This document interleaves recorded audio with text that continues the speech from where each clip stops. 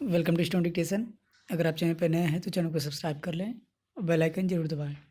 Dictation 5 second बाद शुरू होगा। Ready, start.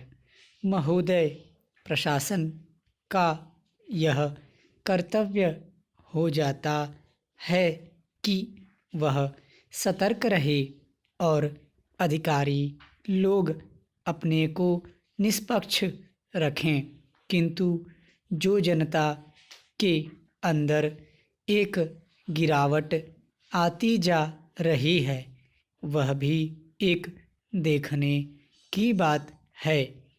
इसलिए मैं चाहता हूँ कि सरकार कोई ऐसा प्रयत्न करे जिससे कि भ्रष्टाचार को रोकने के लिए जो लोगों का नैतिक स्तर ऊंचा होना आवश्यक है उसको ऊंचा किया जा सके।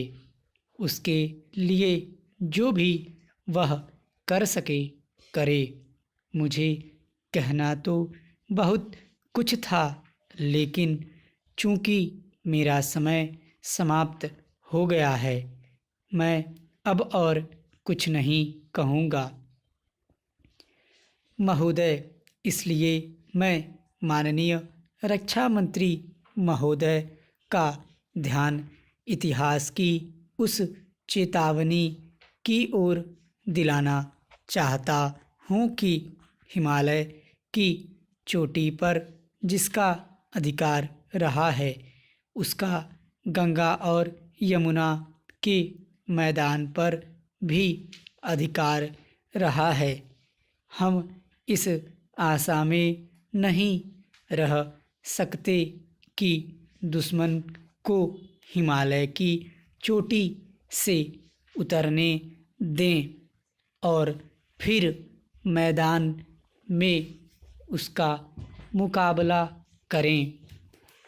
मुझे याद है कि कुछ वर्ष पहले प्रधानमंत्री जी ने बड़ी दृढ़ता के साथ यह कहा था कि हम हिमालय को दहेज के रूप में नहीं दे देना चाहते और यह नहीं कहना चाहते कि साहब आप टहलते हुए यहाँ आ जाइए।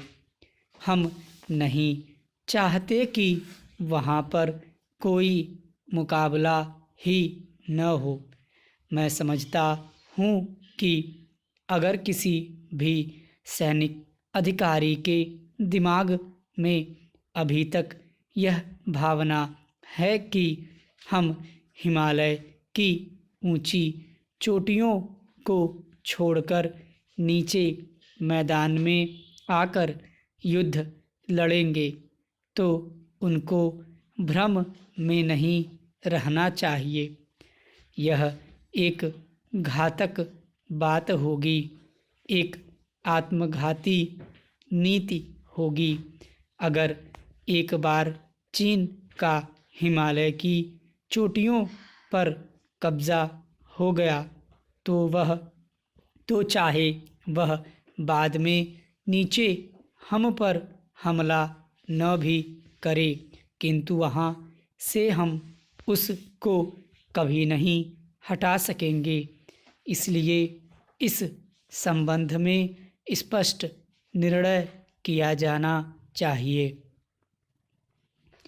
इसके बाद मैं मध्यवर्ती क्षेत्र के बारे में कुछ कहना चाहता हूँ।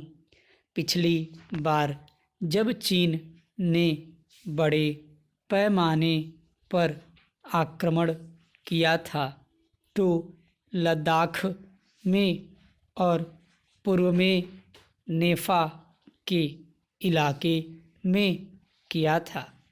मध्यवर्ती क्षेत्र में मिडिल सेक्टर में लड़ाई नहीं हुई थी, लेकिन मेरा अपना अनुमान है और बहुत से लोगों को इस बात की आशंका है कि अगर अब कभी चीन ने दोबारा हम पर आक्रमण किया तो वह मिडिल सेक्टर में करेगा।